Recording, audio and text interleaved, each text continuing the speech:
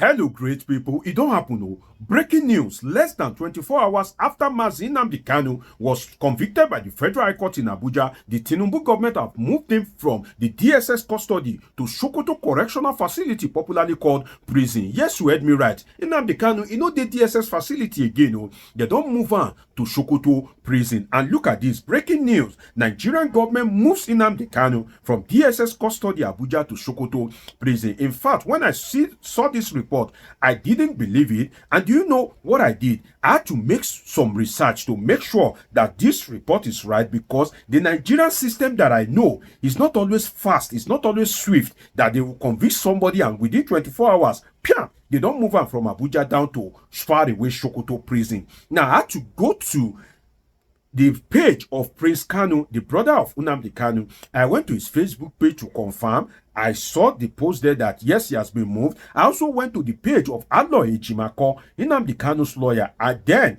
I saw the post there again. Then I know that, oh yes, this news is truth. It is the truth after all, because the Nigerian system that I know is not usually fast and swift. So for Nnamdi Kanu to be moved within 24 hours, it shows, definitely some of these people in government, they have a plan that they want to achieve, which is to break Nnamdi Kanu, to frustrate him, and to make a mess of the remaining of his life. And I will go into the analysis in a moment, because I have some explosives for you. But before I do that, let me tell you the structure of this particular episode. It is a structure that is different from other, because I will be taking you from the past to the present.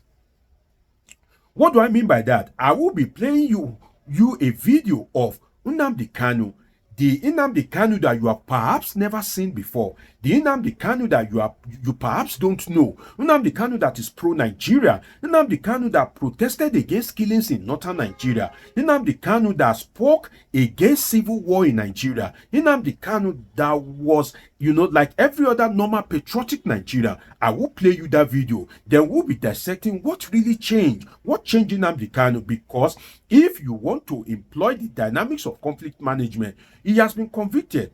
Okay, but then what led to Nnamdi Kanu being changed from being that patriotic Nigerian to now anti-Nigerian? That is something that any intelligent people will be interested in, and I will be covering it for you on this episode. Then I will be playing you the video of some of the quotes that the judge, Justice James Omotosho, made during the ruling that convicted Nnamdi Kanu. Some of what he said, I have the video here of a Kanu that was anti-Nigerian. I will be playing that video. I will play it for you as well. Then we'll be dissecting the associated issues. Then we'll also be dissecting the issues as regards his transfer to Sokoto Prison. That is the outline for this episode, and I hope that you will stick with me for us to cover this journey in the next few minutes together. First, let me play you the video of a pro-Nigeria Nnamdi Kanu.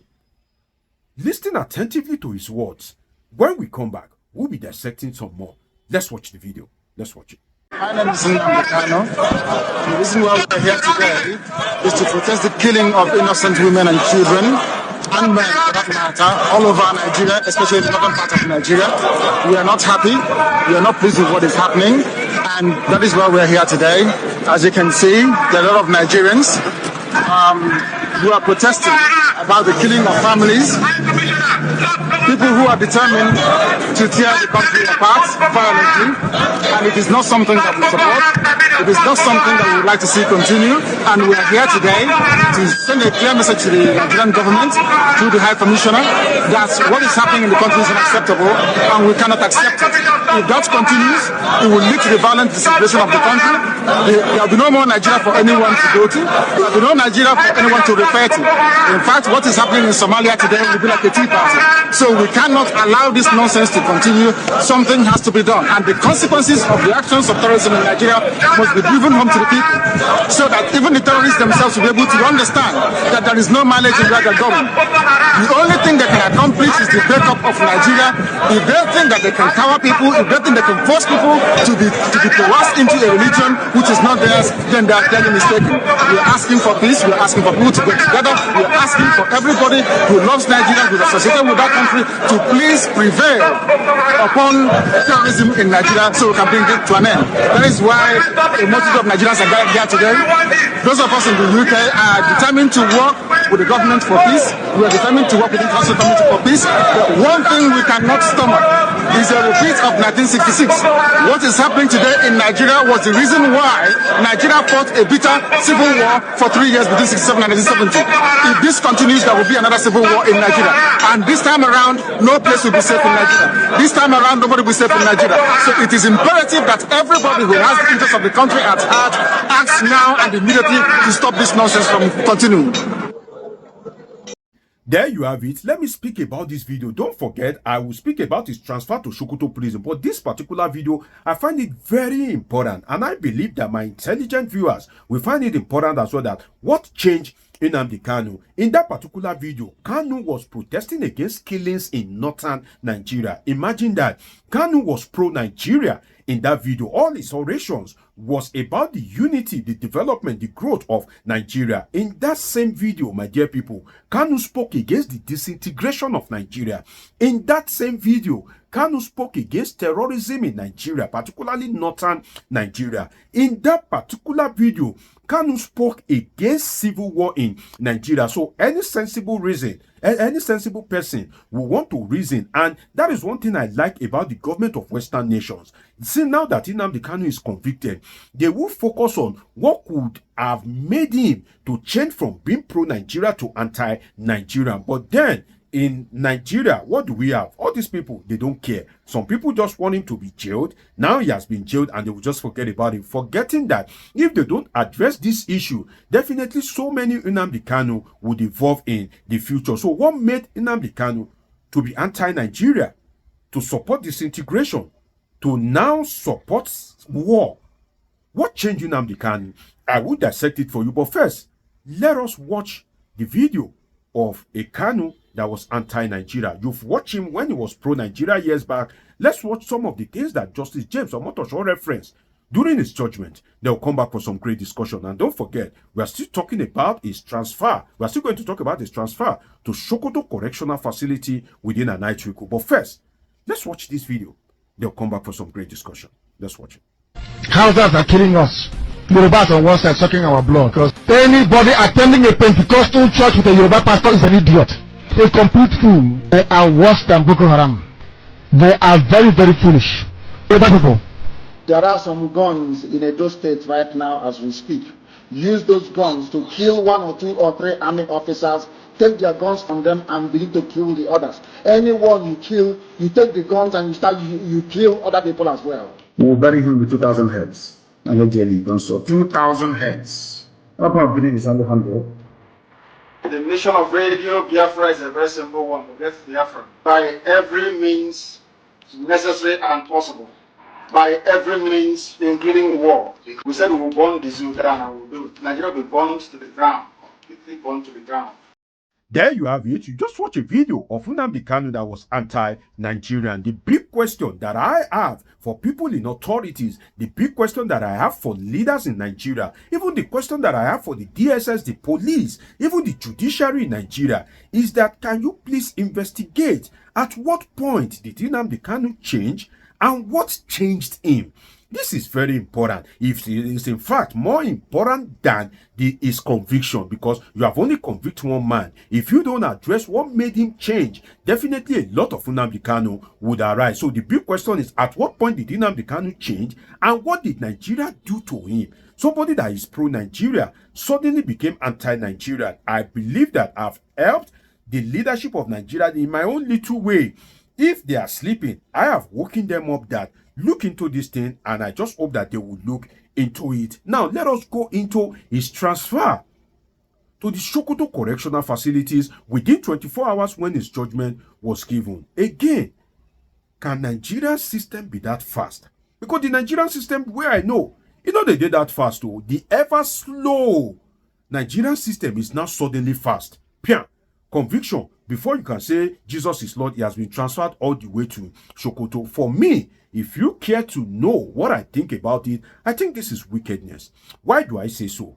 This is pure wickedness because Nnamdi Kanu has made it clear right within the court premises when he had an altercation with Justice James Omotosho that any judgment that comes out of that court, he won't accept it. So he has indicated his interest to appeal. He has indicated that whether you like it or not, I'm going to appeal the judgment that this judge is going to give, because apparently this judgment will be against me. So if somebody has indicated interest and have made a clear intent to appeal, why would you suddenly transfer him before making that appeal? That is one. Two, his lawyers made it clear when they were stepping out of court after Nnamdi Kanu had been convicted that they will appeal immediately. So if you are doubting that, oh, whether Nnamdi Kanu will appeal or not, it is all over the TV stations that his lawyers said they will appeal the judgment of Justice James Omotosho. So if somebody is going to appeal a judgment as fast as possible, he's going to seek redress in the appellate court, and within a night twinkle, you move him all the way from Abuja to Sokoto. What you are doing is you are trying to frustrate his appeal. And the thing is that why frustrate his appeal process by making him inaccessible? Why frustrate his appeal process? Because it is the responsibility of any government to make sure that you go through the judicial process in a fair manner. But if Nnamdi Kanu is going to appeal, is yet to appeal, and I'm sure that while transferring Nnamdi Kanu, definitely he will be telling them that I want to appeal. How will you frustrate my appeal process? Because Nnamdi Kanu is an outspoken person. So if person want to appeal and you now transfer him within a night without even seeing his lawyers before you transferred him to that Sokoto prison, if he had seen his lawyers, then they may have extract maybe a voice recording from him. They may press a voice recorder and say, okay, speak to this voice recording that you hereby give us the right to take over the legal process and to appeal on your behalf. That would have been okay. They would have had the mandate of Nnamdi Kanu. But now you moved him from Abuja to Sokoto. You won't make a lawyer. They go all the way from Abuja to Sokoto. That will frustrate his lawyers and his family. And you frustrating his lawyers and his family is you frustrating the cause of justice itself. So I just hope that the Nigerian government will be able to do better by guaranteeing him fair access to the judicial system, not minding whether he is right or wrong. And another thing is that it will be difficult for international NGOs and civil societies to assist Nnamdi Kanu. If international NGOs, international civil society, if they feel that what has been done to Nnamdi Kanu is not right, it is still easy for them to assess him in the DSS facility in Abuja, or maybe any other prison, maybe Nasarawa prison or any other close prison. But far away Sokoto, definitely it frustrates any assistance that can be given to Nnamdi Kanu. Another thing that I must say is that why keep him in the north? The reason why the judge said he should not be kept in Kuje prison is because of his safety. The big question is Nnamdi Kanu safe in the north? Why keep him in the north where his safety cannot be guaranteed? And I will give you 4 reasons why Nnamdi Kanu's safety cannot be guaranteed in that particular part of northern Nigeria. Number 1, most of the prisoners in Sokoto are northerners. Majority of the prisoners in Sokoto, just as any prison in Yoruba land, majority of the prisoners there will be Yoruba people. Any prison in Igbo land, majority of the prisoners there will be Igbo people. So in Sokoto, majority of the prisoners there will be northerners. And we all know that northerners are largely not a fan of Nnamdi Kanu. They are not sympathetic to him or anything that he stands for. So why take him to the location whereby majority of the people around him will be northerners? Another thing is that Kanu was anti-Fulani land grabbing. He spoke vehemently against land grabbing by the Fulani militia, and you now take him to a prison largely populated by the Fulani people. He may say you even won't kill him before death go come.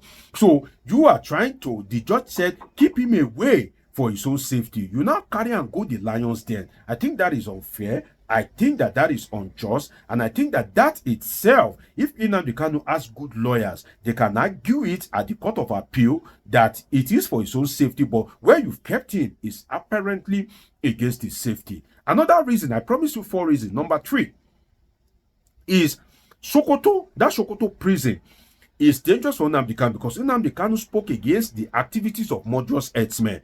You know that Nnamdi Kanu was resistant to some of these impunities of the murderous herdsmen. Sokoto prison is filled with some of those herdsmen. Another thing is why you shouldn't keep him in a northern prison is that Kanu was anti-Buhari. Kanu spoke against Buhari. He came up with the theory of Jupri from Sudan. He came up with that theory, Jupri from Sudan, and it went like wildfire. Somebody that is anti-Buhari. Buhari is the, is one of the most acceptable political figure from the north. You now pick him to a region that is largely populated by the supporters of Buhari. It's just like now, somebody is anti-Peter Obi. You now pick him after conviction, you go and put him in Igbo prison. Nobody say you won't buy the person with that. Somebody is anti-Bola Tinubu, and you now convict that person, you now bring him to a prison in Yoruba land. That itself is not a good thing. So for those 4 reasons, I believe that Nnamdi Kanu's lawyers could argue it in court that being in Sokoto is not in his best interest because it doesn't guarantee his safety. And I can say that Kanu is where Igbo leaders want him to be, because the Igbo leaders have definitely failed Nnamdi Kanu. What do I mean by that? Nigeria is an all-sin and no-sin country. And the Igbo leaders, let's assume that they were unable to help him before he was convicted. He was convicted. Nobody stood for him till he was even transferred all the way to Sokoto. So you can see that he was just left on his own. And some of the people that you say, oh, they love Nnamdi Kanu, they love Nnamdi, they are only active online. When Showore called for protest, nobody came. Should I say, just few people came out for that particular protest. There is a protest that will go on, that the Nigerian government will feel the heat that, these guys, I think we need to have a retain, because the way this agitation is going on, definitely we have to be very, very careful. But most people did not turn up for him. What did they know? Now to just they make mouth online. And I think that itself is not good enough. I wish Nnamdi Kanu the best. I wish him God's favor. I wish him God's mercy, because I still maintain my stance that Nnamdi Kanu deserves to be freed, not because of what he did, but because of the situation of things in Nigeria, which is that everybody have been committing one atrocities or the other in all the ethnic groups in Nigeria. If you go to the north, they are bandits. If you go to other areas of the country, there are kidnappers, ritualists. So if you are not going against some of these Boko Haramists, if you are not giving them the same treatment, I believe that for its worth and for the unity of Nigeria, Nnamdi Kanu also deserves to be pardoned